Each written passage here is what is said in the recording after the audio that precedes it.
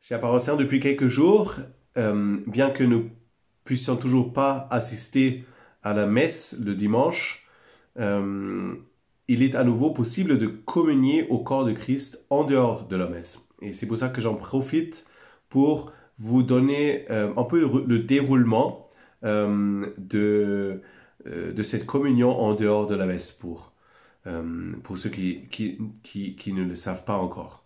Alors comment ça se passe? Ça se passe un peu, ça reprend un peu la même structure qu'à la messe, c'est-à-dire ouverture par le signe de croix, le rite pénitentiel, un temps pour la parole de Dieu, et ensuite la communion au corps de Christ et un temps d'action de grâce.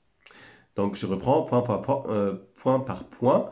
Après le signe de croix, nous prenons un petit temps de préparation intérieure, un examen de conscience, avant de prier le « Je confesse à Dieu ».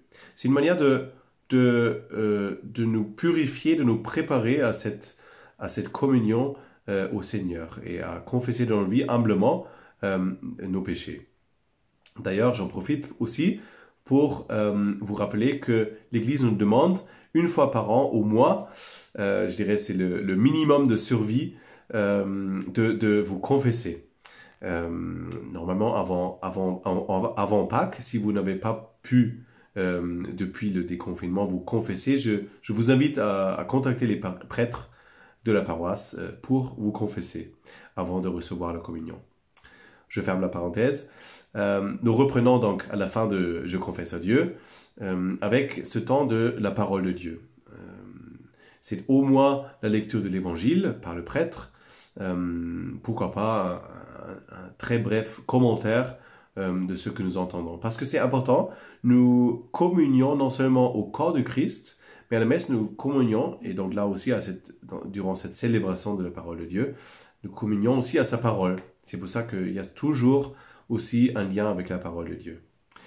Ensuite, nous reprenons là où à la messe, le prêtre nous invite à prier la prière du Seigneur, de notre Père. Nous prions de notre Père, comme nous l'avons appris le Sauveur, et selon son commandement, nous osons dire, et on prie de notre Père.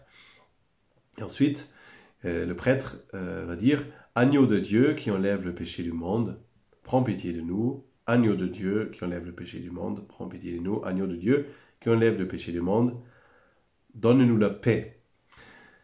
Et ensuite, le prêtre tient l'hostie devant nous et dit, voici l'agneau de Dieu qui enlève le péché du monde. Et nous disons, Seigneur, je ne suis pas digne de te recevoir, mais dis seulement une parole et je serai guéri.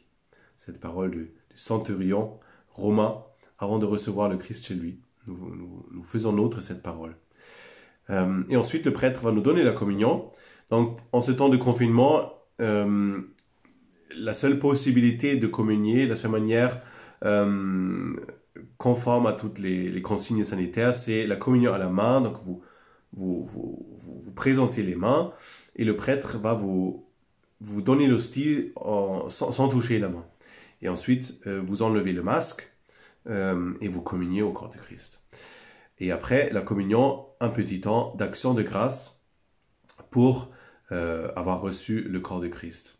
Et tout cela se termine toujours par une prière mariale. Je vous salue Marie, par exemple, avant que le prêtre vous envoie. Voilà, en gros, le déroulement d'une communion en dehors de la messe. Voilà, à très bientôt.